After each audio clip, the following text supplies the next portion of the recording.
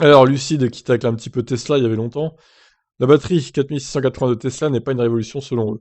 Peter Rawlinson, PDG de Lucid, voit des avantages à ces cellules, mais ne les considère pas comme une énorme avancée. De toute façon, tout ce que fait Tesla chez Lucid, c'est mal vu, enfin, c'est vu comme étant facilement réalisable, qui n'est rien qu'ils puissent faire eux, en fait.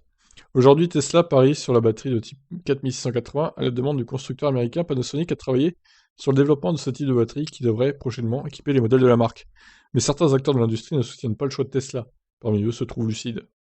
Dans un article publié par IEEE Spectrum, Peter Rawlinson a indiqué qu'il ne voyait pas l'arrivée de la batterie de type 4680 comme une grande avancée.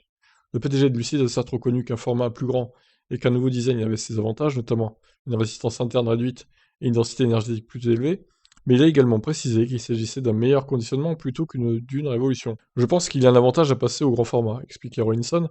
Cela réduirait la résistance interne et c'est un progrès précieux. Mais les gens considèrent la batterie comme une énorme avancée, c'est du délire. Pour rappel, Lucid utilise des cellules 2170, que l'on retrouve également dans des modèles 3 et modèle Y. Pourtant, selon la firme d'Elon Musk, la structure des cellules 4680 permettrait d'augmenter la capacité et l'autonomie de 30% sans nouvelle chimie, 16% provenant de la conception des cellules et 14% d'intégration au véhicule. Simultanément, l'approche de Tesla ainsi qu'un processus de production simplifié pourrait faire progresser l'ensemble du secteur. La réduction des coûts qui en découlerait apporterait un changement majeur, à savoir des milliers d'euros d'économie par voiture. Et si une nouvelle chimie de batterie était exploitée, l'amélioration pourrait être encore plus importante, peut-être au point de rendre les voitures essence et diesel complètement obsolètes. Quoi qu'il en soit, seul le temps nous le dira, si le passage au 4180 sera payant pour Tesla. Bah c'est évident que ce sera payant, hein. Il n'y a même pas de question à se poser là-dessus. Donc voilà, Lucide, ils sont pas très lucides hein, pour le coup. Sur cette batterie 4680. Qu'est-ce que vous en pensez? Je vous laisse réagir dans les commentaires. Ciao ciao.